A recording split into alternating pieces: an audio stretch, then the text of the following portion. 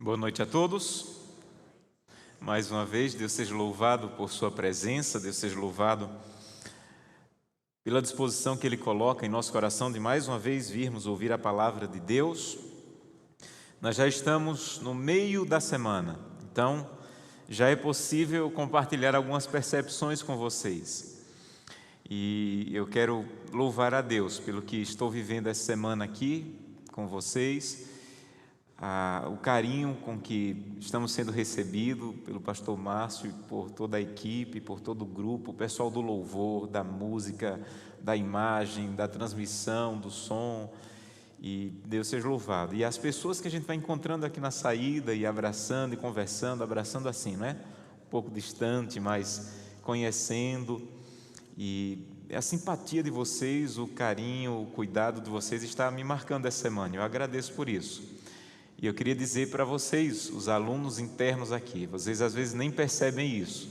Eu estou andando aí durante o dia no campus com a família e vocês não percebem que o que vocês fazem, a maneira como vocês agem também vão marcando a gente. Eu passei alguns anos da minha vida no internato e sábado vocês estavam na praça, muitos de vocês cantando, e como aquilo me relembrou o meu tempo de internato com carinho. Que bênção, Deus abençoe vocês também, muito obrigado por estarem aqui. Deixa eu falar agora para vocês que estão nos assistindo. Eu imagino que vocês saibam que nós estamos transmitindo essa semana da igreja do IACS. E se você está pensando em conhecer um bom internato, eu recomendo você vir conhecer o IACS. Tem sido uma bênção essa semana ter a convivência aqui com a igreja, com o colégio, com os alunos, tem sido uma bênção. E eu louvo a Deus pela oportunidade que tive de conhecê-los e estar com vocês essa semana. Muito bem, vamos para a Bíblia. João capítulo 17 é o que vamos estudar hoje. João capítulo 17. Se você estiver com a Bíblia, aí mesmo no celular, onde estiver, abra a Bíblia, nós vamos estudar, vamos ler a palavra de Deus hoje. João capítulo 17. Quero louvar a Deus. Hoje eu fiquei um tempo vendo os comentários e orando, tirei um tempo para orar pelos pedidos que foram colocados ali nos comentários. Mais de 900 pessoas acompanharam o sermão de ontem, algumas fizeram alguns pedidos de oração e disseram: pastor, por favor, ora. E eu orei, alguns pelo casamento, outros por alguma questão de saúde, alguma questão de emprego. E eu fui pedindo a Deus que abençoasse vocês, que mais uma vez, mesmo separados, possamos estar unidos pela palavra e pela presença de Deus. João capítulo 17. Antes de lermos, eu quero convidá-lo a fechar os olhos para mais uma vez falarmos com Deus. Vamos orar? Querido e eterno Pai, mais uma vez estamos pedindo a Tua ajuda, pedindo a Tua presença, na certeza de que o Senhor quer falar conosco. O Senhor disse que quando 2 ou 3 estivessem reunidos em Teu nome, o Senhor estaria com eles. E nós Te pedimos que a Tua palavra mais uma vez fale ao nosso coração, que o homem Josanã se cale e que o Teu Santo Espírito, através da Tua palavra, é quem fale ao nosso coração. Abre os nossos olhos espirituais, Santo Deus, e nos ajuda a perceber o Espírito Santo andando aqui entre os bancos da igreja, na galeria, entre as pessoas que estão assistindo pela internet, que o Teu Santo Espírito de maneira muito clara venha a ser sentido e fale poderosamente conosco. É o que Te pedimos por Jesus. Amém. Amém. João capítulo 17. Sempre que você for ler a Bíblia, é muito importante que você entenda o contexto do que você vai ler. O contexto, ele vai te ajudar a compreender muito a profundidade do que Deus quer falar com você através do texto. Eu imagino que vocês saibam que originalmente a Bíblia não tinha capítulos e versículos. Então, quando João escreveu o Evangelho, ele não disse assim: agora vou terminar o capítulo 15 e vou começar o 16, verso 1, 16, verso 2. Quando os livros da Bíblia foram reunidos para ajudar a encontrar, foi dividido em capítulos e versículos. Imagina se eu dissesse para você, no meio de mais de 2.000 páginas: olha, procure aí algum lugar na Bíblia que está falando sobre a oração sacerdotal de Jesus. Nós demoraríamos muito para encontrar. Então, capítulos e versículos é uma bênção para encontrar o texto. mas nem sempre ajuda para entender o contexto. Então, quando você quer se aprofundar no que você está lendo, você precisa entender o contexto. E o contexto de João 17 é muito importante, porque João 17 faz parte de uma seção da Bíblia que é a última mensagem de Jesus para os discípulos antes de morrer na cruz. Os discípulos estão tristes, angustiados, aflitos, porque Jesus disse assim: eu estou indo embora, eu vou morrer, vou ressuscitar e vou voltar para o céu. E os discípulos ficam tristes. E para isso Jesus começa um sermão lá no capítulo 14. Então, do capítulo 14 ao capítulo 17 é a mesma seção bíblica. Lá no capítulo 14, Jesus começa dizendo: não se turbe o vosso coração, não fiquem aflitos. Eu estou indo para a casa do meu pai, é verdade, mas eu estou indo preparar lugar, e quando eu for e vos preparar lugar, farei o quê?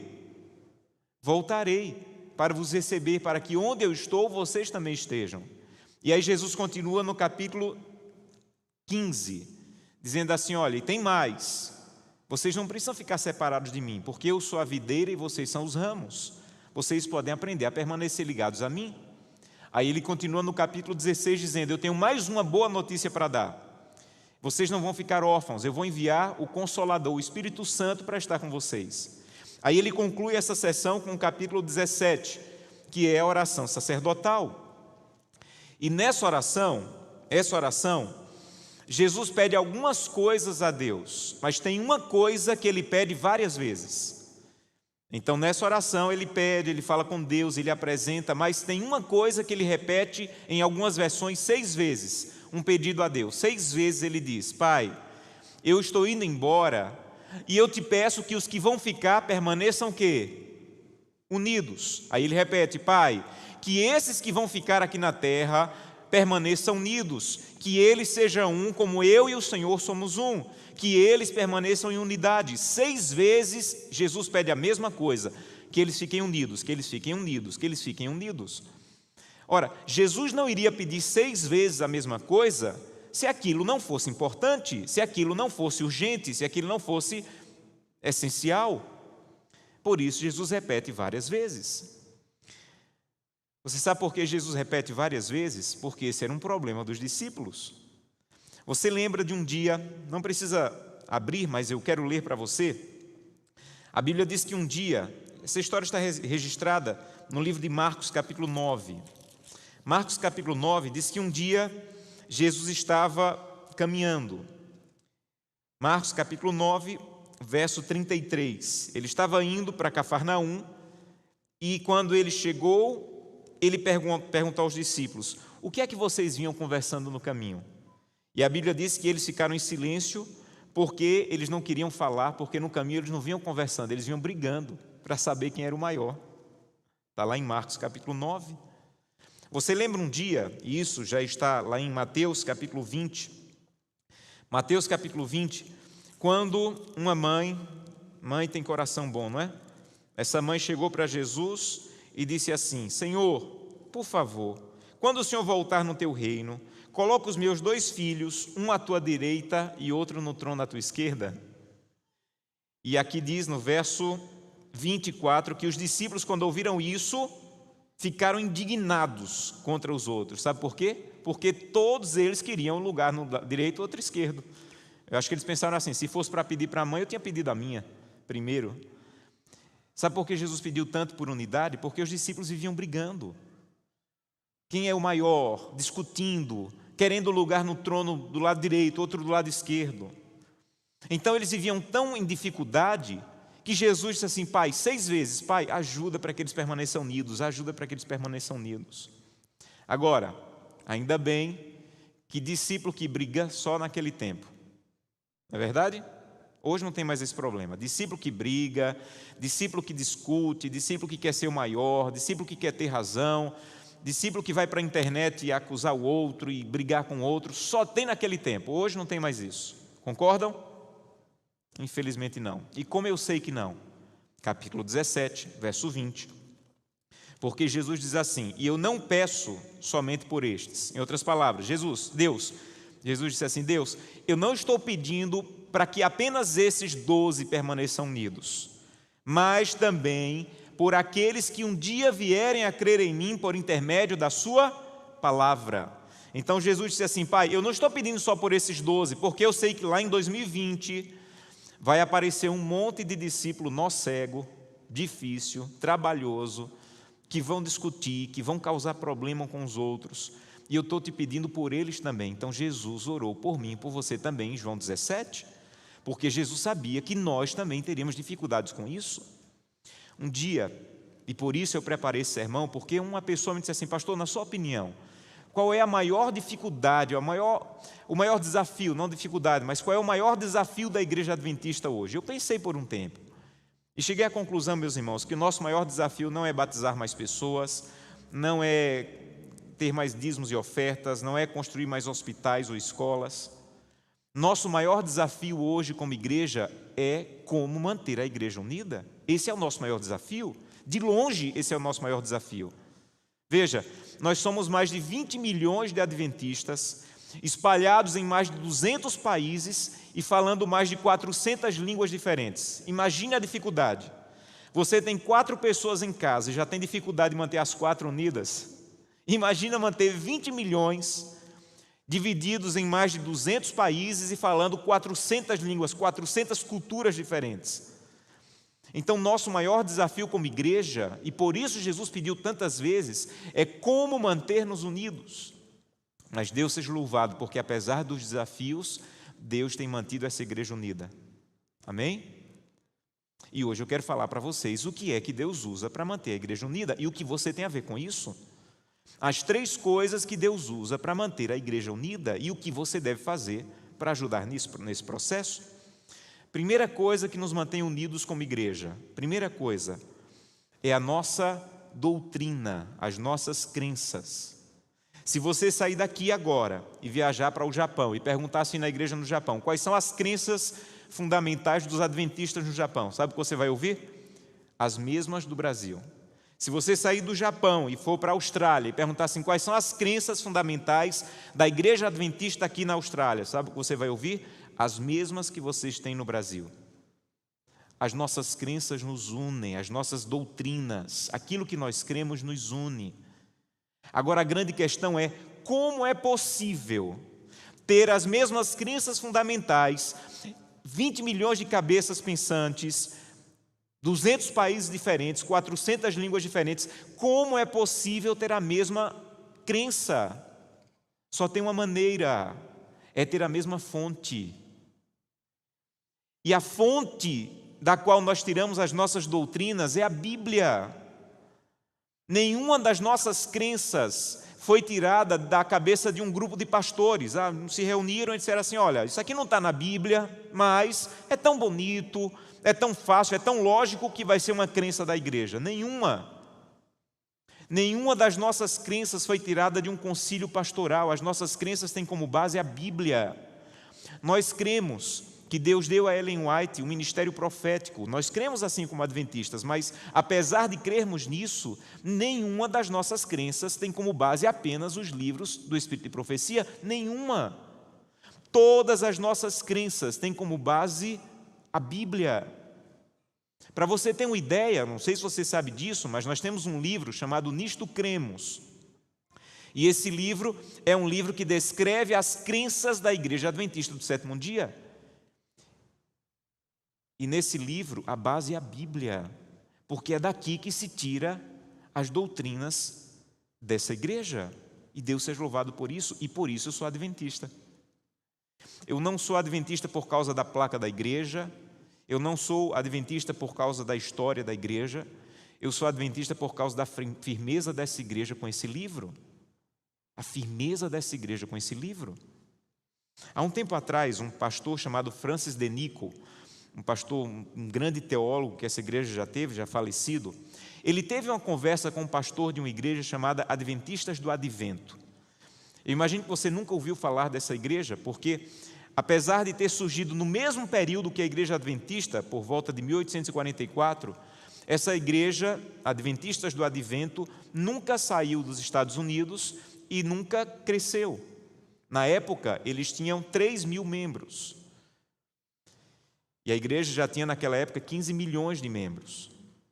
E aí o pastor Nichol perguntou ao líder dessa igreja por que, na opinião dele, a igreja adventista do Advento surgiu no mesmo período, mas não cresceu. E o pastor disse assim: não, mas nós crescemos. Nós só crescemos diferente de vocês. Nós crescemos com várias ramificações. Esse aqui crê numa coisa, já muda um pouco o nome da igreja. Esse aqui crê noutra coisa, já muda o nome da igreja. Esse aqui crê noutra coisa. Então nós crescemos, mas divididos. E Deus seja louvado porque nós também crescemos, mas unidos. E sabe por que crescemos unidos? Porque nós só temos uma fonte para tirar as nossas crenças, que é a Bíblia. É a Bíblia. Pastor, e o que é que isso tem a ver comigo? Deixa eu te dizer o que isso tem a ver com você. Um adventista do sétimo dia que não estuda a Bíblia está atrapalhando a unidade da igreja. Vou repetir. Um adventista do sétimo dia que não estuda a Bíblia está atrapalhando a unidade da igreja, porque logo não. Hoje, todo minuto, estão surgindo novos ventos de doutrina, e se você não tem firmeza na Bíblia, você vai ser arrastado uma hora ou outra. Então, se você quer ajudar a igreja a manter-se unida, você tem que parar de ler a Bíblia. Quanto mais rápido você parar de ler a Bíblia, melhor. Você tem que começar a estudar a Bíblia. Você não pode dizer assim: olha, alguém te perguntar assim, qual é o dia que você guarda? O sábado. Por quê? Porque a igreja diz que é o sábado. Eu não guardo o sábado porque a igreja diz que é o sábado.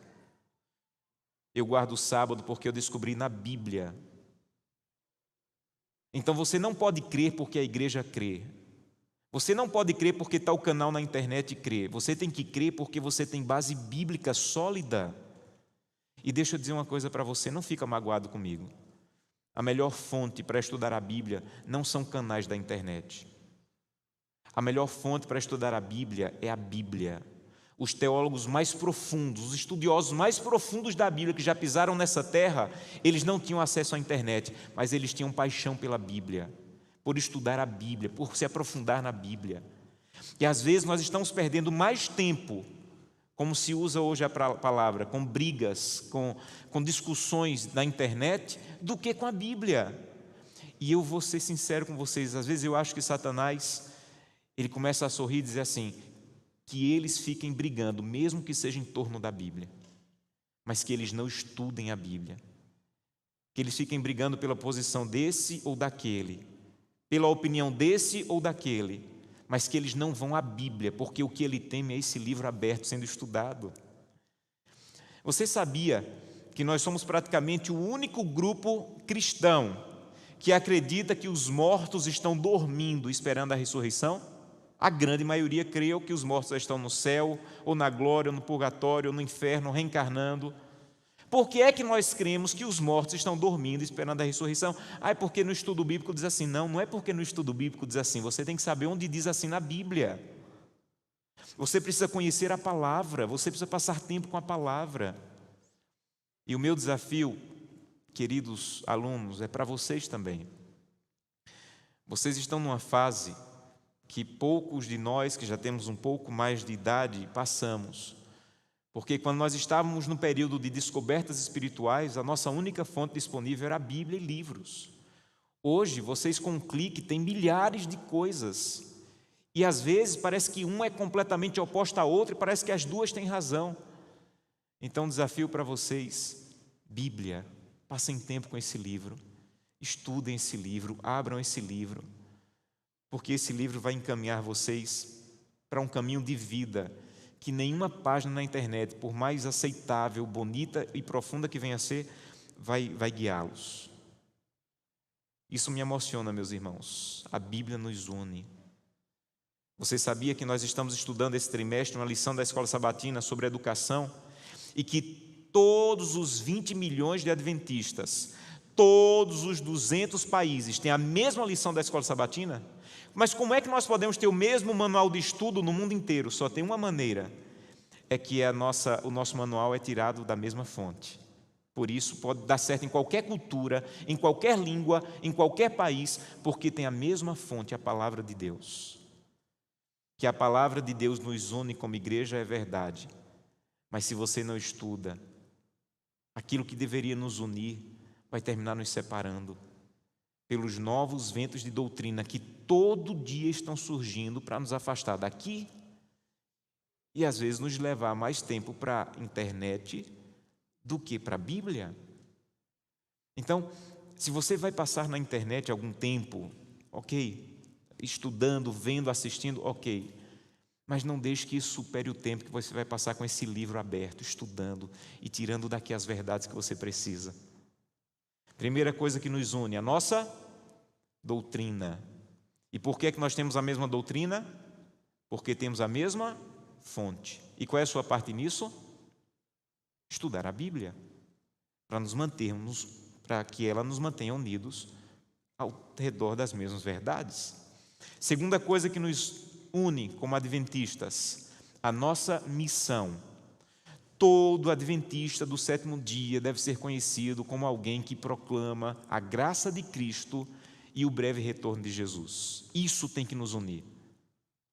E quando Jesus orou para que fôssemos unidos, olha por qual motivo ele orou, abra aí, João 17, 21. A fim de que todos sejam um, e como és tu, ó Pai, em mim e eu em ti, que eles sejam um em nós, para que o mundo creia. Então Jesus disse assim: Pai, eu quero que eles sejam unidos, não é para fazer junta-panela um na casa do outro, não é para fazer pôr do sol na casa do outro, não tem nenhum problema fazer isso, é bom fazer, mas não foi por esse motivo que Jesus orou.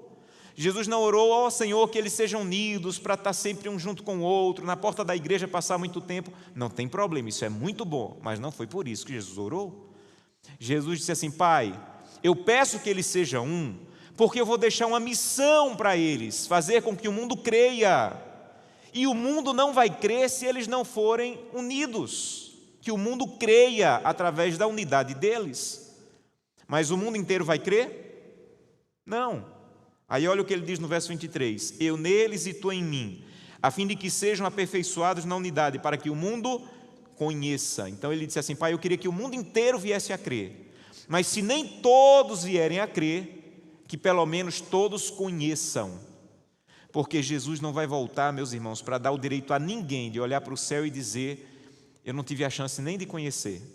Todos, de uma maneira ou de outra, pela revelação natural, pela revelação bíblica, eles vão poder dizer: eu tive a chance de conhecer, mas decidi rejeitar. E sabe quem é o instrumento de Deus para fazer com que o mundo creia, ou que pelo menos o mundo conheça? Eu e você. Eu e você. E o que une uma igreja não é não ter fofoca na igreja. Pode ser que não tenha fofoca nenhuma na igreja, mas se está todo mundo sem fazer nada, logo vai aparecer fofoca na igreja. Porque o que une a igreja é todo mundo estar envolvido fazendo alguma coisa para cumprir a missão. E quando você se levanta, você tem que levantar cada dia dizendo: Santo Deus, eu quero ser usado por Ti para cumprir a missão. Um dos dias mais importantes da minha vida foi o dia que eu estava lendo o livro Patriarcas e Profetas. E eu descobri duas coisas fantásticas nesse livro. Primeira, que sempre que você ora pedindo que Deus conduza você para ajudar alguém, Deus vai atender essa oração. Então a oração que Deus sempre responde é: Senhor, coloca alguém no meu caminho hoje para eu ser uma bênção. Eu desafio você a fazer essa oração e ao final do dia Deus não responder.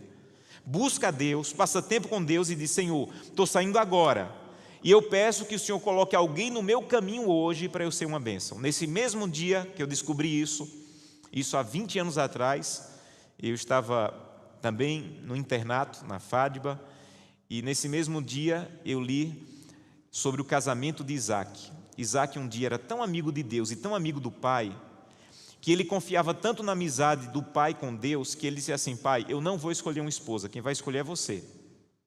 E deu 20 anos, deu 30 anos, deu 35 anos e nada de esposa. Com 40 anos foi que foram buscar uma esposa para Isaac.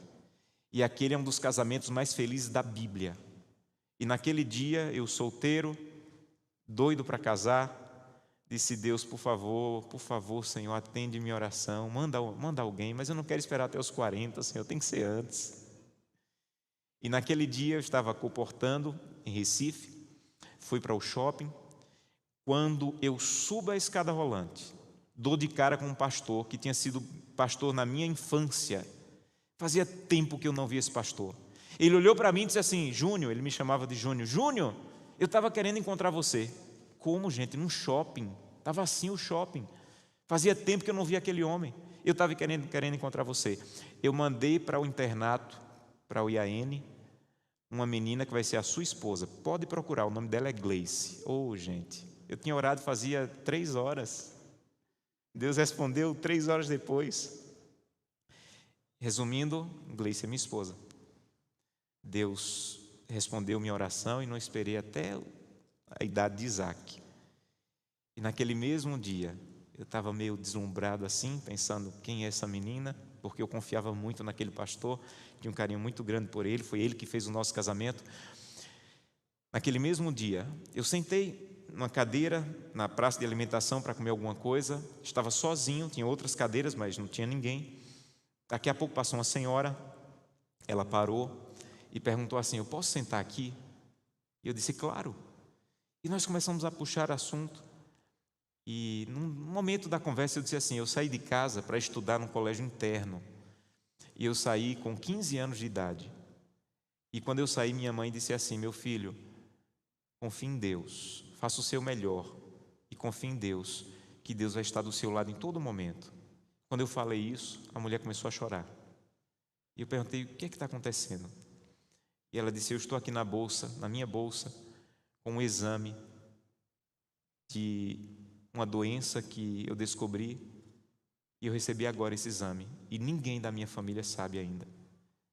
E quando eu estava passando aqui, eu senti claramente que devia sentar aqui, porque você tinha alguma coisa para me dizer. E eu tinha orado algumas horas atrás: Senhor, coloca alguém no meu caminho hoje, para que eu possa falar do teu amor. Foi naquele dia que eu descobri que quando você sai de casa, você tem que sair pensando em cumprir a missão. Quando você se levanta e vai para a padaria, você não tem que ir para a padaria por causa do pão, você tem que ir por causa do padeiro. Quando você pega um táxi, você não pega por causa do taxista, você pega por causa da viagem, você pega por causa do taxista. É isso que nos mantém unidos. É você dizer: Santo Deus, me usa de alguma maneira para cumprir a missão, para ser uma bênção na vida de alguém. E sabe por onde a melhor missão começa? Pela família. Ellen White diz que o mais forte argumento em favor do cristianismo é uma família bem estruturada. O maior argumento não é chamar Leandro Quadros para defender a verdade, apesar de ser um homem especial, o pastor Arilton. O maior argumento em favor do cristianismo é uma família bem ordenada. O cristianismo tem que funcionar na minha casa para poder funcionar na padaria. O cristianismo tem que funcionar na minha casa para poder funcionar na rua. Alguns anos atrás eu escutei a história de um missionário chamado Ronaldo Lindório. Ele foi à África fazer um evangelismo e ele construiu numa vila uma igreja e uma pequena clínica de saúde. E uma das primeiras pessoas a serem batizadas naquela vila foi o feiticeiro. Deixou a feitiçaria, aceitou Jesus Cristo e foi batizado. E outras pessoas foram batizadas. Quando a igreja estava estruturada, a clínica estava funcionando, ele foi embora para continuar em outro lugar. E depois de um tempo ele resolveu voltar para visitar a igreja naquela vila. E quando ele chegou lá, a primeira pessoa que o encontrou o abraçou e disse: pastor, missionário, seja bem-vindo, mas tem uma coisa estranha acontecendo aqui na vila. Ele disse: o que é? Lembra do ex-feiticeiro? Lembro. Pois é, alguma coisa está acontecendo, porque quem dorme na casa dele amanhece convertido. E ele perguntou: mas que história é essa? Não sei. E ele encontrava outra pessoa e a pessoa dizia a mesma coisa: missionário, tem alguma coisa estranha acontecendo. E o que é que está acontecendo? Mesma história, alguma coisa com o ex-feiticeiro. Quem dorme na casa dele amanhece convertido. E ele ficou intrigado, foi lá visitar o irmão e disse: irmão, eu estou intrigado. Todo mundo que eu estou encontrando na vila diz que quem dorme na sua casa amanhece convertido. Que história é essa? E ele sorriu e disse assim: missionário, deixa eu te explicar. Lembra que você deixou uma clínica construída? Lembro. Lembra que essa é a única clínica de quilômetros? Lembro. Pois é, as pessoas vêm de longe para se consultar aqui. E quando elas chegam, não tem onde ficar. Aí eu vou para a entrada da vila e digo assim: você tem onde ficar hospedado? Não tenho. Aí eu digo: agora você tem. Eu construí um quarto na minha casa, missionário. O melhor quarto da minha casa é o quarto de hóspedes. Então, quando as pessoas chegam na porta da vila, eu digo assim: olha, você pode ficar na minha casa, não vai cobrar, não vou te cobrar nada. Só tem um pagamento. O pagamento é o seguinte: Eu sigo Jesus Cristo. Talvez você nunca tenha ouvido falar, mas eu sigo Jesus Cristo. E todo dia eu reúno minha família para fazer um culto para adorar o meu Deus Jesus Cristo. Se você assistir esse culto e ouvir cada um dos meus filhos dizendo porque ama Jesus, está paga a hospedagem e a comida, você é bem-vindo para a minha casa. E as pessoas não têm onde ficar, terminam aceitando. E quando ela aceita, eu digo assim, só tem um problema, eu tenho 12 filhos. Então você tem que ouvir cada um dizendo porque ama Jesus. E ele disse, missionário, quando é no final do dia, eu reúno minha família, fazemos um culto, louvamos a Deus, lemos uma porção da Bíblia, e cada um dos meus filhos, do fundo do coração, começa a dizer porque ama Jesus Cristo. E quando termina, eu digo, está paga a hospedagem e a comida, pode ir. E no outro dia, quando eles saem do quarto, a primeira coisa que eles dizem é, eu também quero seguir Jesus Cristo. O maior argumento em favor do cristianismo é uma família bem ordenada. É funcionar em casa, é funcionar no meu casamento, é funcionar com os meus filhos. Segunda coisa que Deus tem usado para manter essa igreja unida é a nossa missão. E você tem que todo dia dizer, Santo Deus, guia alguém na minha vida hoje para que eu possa abençoar. E a melhor maneira de cumprir a missão é começar pelas pessoas que estão próximas para depois atingir quem Deus vai guiando. Mas tem uma terceira coisa, e com isso eu termino. Terceira coisa que Deus usa para manter essa igreja unida. Olha essa citação. Presta bem atenção nessa citação. A unidade é a força da igreja. Mas Satanás sabe disso. E ele emprega toda a força para introduzir dissensões. Deseja ver falta de harmonia entre os membros da igreja de Deus. Deveríamos dar uma maior atenção à questão da unidade dessa igreja. Quando Ellen White escreveu isso aqui, não tinha internet. Mas já fazia sentido, mas hoje muito mais. Satanás está conseguindo em alguns lares separar a igreja, separar a família, separar cristãos, separar adventistas, introduzindo dissensões que, sinceramente, eu fico olhando e digo, isso aqui não vai levar a nada. Essa discussão aqui não vai levar a nada, não vai acrescentar nada. Mas Satanás está conseguindo criar falta de harmonia. Deveríamos dar uma maior atenção à unidade. E a terceira coisa que Deus usa para manter essa igreja unida, e talvez você nunca tenha pensado nisso, mas isso me emociona profundamente, é a maneira como a igreja adventista lida com as finanças dessa igreja. E se você é adventista, você precisa entender isso. Se você é convidado, é amigo e está conhecendo a igreja, você também precisa conhecer isso. 40% das nossas ofertas não ficam na igreja local. Imagino que você saiba disso. E 20% do nosso dízimo não fica na região em que nós devolvemos o dízimo. Então, 40% das ofertas e 20% dos dízimos, eles não ficam na região que nós devolvemos. Sabe por quê? Porque eles vão para atender a família adventista ao redor do mundo. Deixa eu contar algumas histórias para você para terminar. Alguns anos atrás, em um grupo que eu faço parte, eu conheci uma pessoa que foi para Guiné-Bissau. Acho que desconfigurou aí, era para aparecer o mapa, mas acho que desconfigurou.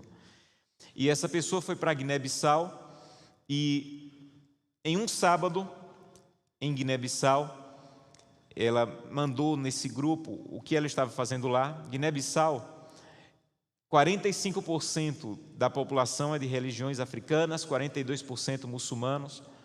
O per capita do país é um dos mais baixos do mundo, o IDH do país é um dos piores do mundo. Desde 1999 eles estão mergulhados em uma guerra civil, mas a língua oficial do país é o português. E em um sábado, essa pessoa que enviou, ele estava nessa igreja. Essa aqui é uma igreja adventista em Guiné-Bissau. E esse aqui é o momento em que eles estão louvando a Deus.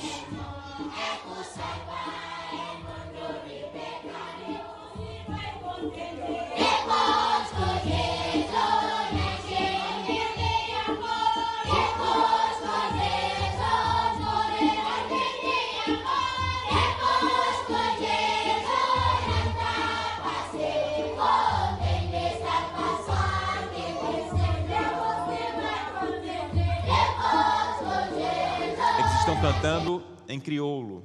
E a letra da música é essa aqui, ó. O sacrifício vivo fez Jesus em amor e salva o mundo do pecado.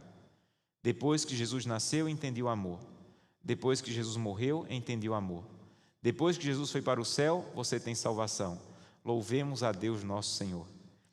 E depois eles recolheram as ofertas naquele dia. E naquele dia, nesse dia aí da música, o ofertório daquele dia foi de 650 francos ocidentais, que é a moeda do local, que dá R$ 4,30. E sabe o que essa pessoa estava fazendo naquela semana em Guiné-Bissau? Estava colocando a torre para a Rádio Novo Tempo em toda a capital. Mas como é que uma igreja que devolve R$ 4,30 pode colocar torre com equipamentos caríssimos para a Rádio Novo Tempo? É porque não foram eles quem colocaram, mas foi a família adventista ao redor do mundo, principalmente na América do Sul.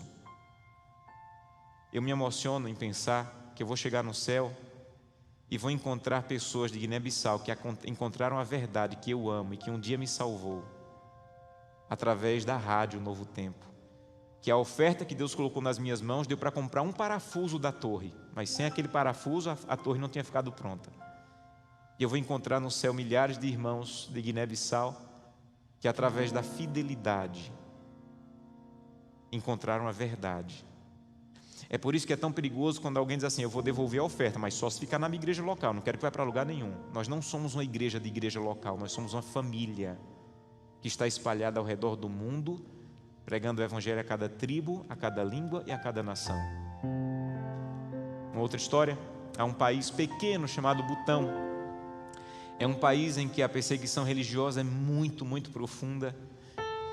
E eles têm um projeto lá, faz divisa com a Índia. E o projeto é o seguinte: os adventistas vão para o limite do país, entre a Índia e Butão. E eles pegam um radinho que é alimentado com luz do sol, não tem pilha, pela luz do sol. Esse radinho custa $15. É um projeto da Rádio Mundial Adventista. E eles pegam esse radinho, amarram esse radinho num balão de gás hélio, aquele que sobe, e oram: Senhor, leve esse balão para onde o Senhor quiser. E quando o gás perde o efeito, o balão cai com o radinho. E a Rádio Mundial Adventista tem recebido muitos e-mails de pessoas dizendo assim: olha, caiu um radinho aqui no meu quintal, eu estou ouvindo e descobri a verdade, e eu quero conhecer mais, eu quero entregar minha vida a essa verdade que eu descobri nesse radinho.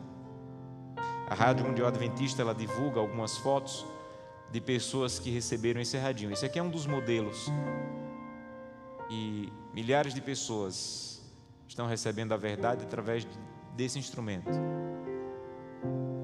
Eu nunca fui a Butão, talvez nunca vá, mas esse trimestre eu estou indo, porque uma parte das nossas ofertas, você viu na lição da Escola Sabatina, serão usadas para levar o evangelho lá na Índia, que faz divisa ali com o país.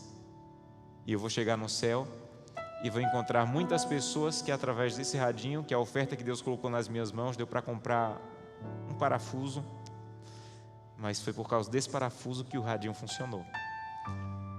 Sabe o que é isso? É uma igreja que tem um chamado de ir pelo meio do céu, tendo o evangelho eterno, para proclamar aos que habitam sobre toda a terra, a cada nação, tribo, língua e povo. E isso nos une como igreja. A nossa doutrina, a nossa missão e a maneira como a igreja usa os recursos, isso tem mantido essa igreja unida. E quando nós quebramos um desses elos, nós estamos colocando em xeque a maneira como Deus tem conduzido, guiado essa igreja, e principalmente a oração de Jesus: Pai, que eles permaneçam unidos, que nada os separe. A Ellen e o Gabriel vão cantar agora. E enquanto eles estiverem cantando, eu quero convidá-lo a dizer: Santo Deus, me perdoa, eu não estou ajudando essa igreja a se manter unida, porque eu não estou estudando a Bíblia. Eu não estou estudando a Bíblia. De vez em quando eu passo o olho, mas eu não tenho firmeza na doutrina. Eu tenho um monte de dúvidas, vou na internet, fico com mais dúvidas ainda. Me perdoa, Senhor, eu quero estudar a Bíblia. Eu quero conhecer a verdade, eu quero poder defender a verdade. Eu estudo para tanta coisa, eu gasto tempo com tanta coisa, eu faço maratonas na Netflix, mas eu não tenho feito nada para passar mais tempo estudando a Bíblia. Me perdoa. Eu quero estudar a Bíblia, porque eu quero estar firme na doutrina e ajudar essa igreja a manter-se unida. Ou você vai dizer: Senhor, me perdoa, porque eu não tenho cumprido a missão. Eu venho para a igreja, não falto os cultos, mas quando eu saio, eu sou uma pessoa qualquer, que não tem verdade a compartilhar. Me perdoa. Coloque alguém na minha vida, Santo Deus, alguém. Eu tenho a alegria de hoje à noite ter alguns amigos de um grupo chamado Palavras de Cristo, que Deus me deu o privilégio de conhecer, e eu orei por eles. Eu disse: Senhor, coloca alguém na minha vida para que eu possa compartilhar. E toda segunda, terça e quarta, com um grupo todo, com a parte do grupo, estamos estudando a Bíblia, uma classe bíblica fantástica, de pessoas incríveis, e alguns deles disseram: pastor, estou acompanhando a semana, e são presentes que Deus me deu. Cada um de vocês do Palavras de Cristo são presentes que Deus me deu para estudarmos junto a palavra. Então peça isso a Deus: Senhor, coloca alguém no meu caminho. Ou enquanto eles estiverem cantando, você vai dizer: Santo Deus, me perdoa, porque eu não tenho sido fiel, eu não tenho compartilhado através da fidelidade, para que outras pessoas, em lugares que eu nunca vou poder ir, possam conhecer a verdade. Então, enquanto você estiver ouvindo essa música, fale com Deus, e ao final eu quero convidá-lo para uma oração.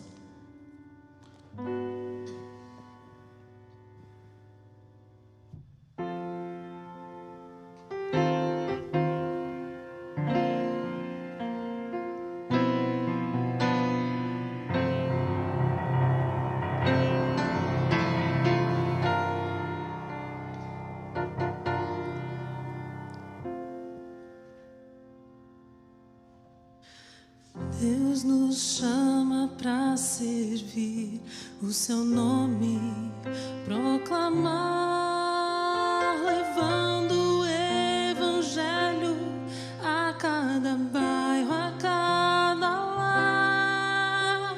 Procura homens de valor, de fé e comunhão, de um coração repleto por amor cristão.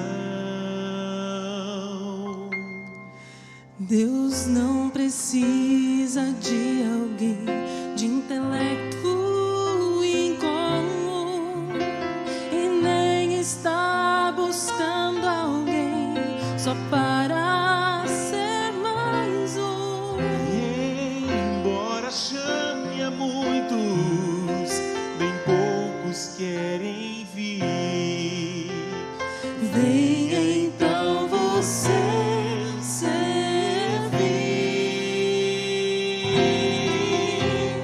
Venha com coragem, amor e compaixão, cheio de bondade, de santa convicção, sem temer a morte, se Cristo lhe pedir. Venha então você servir.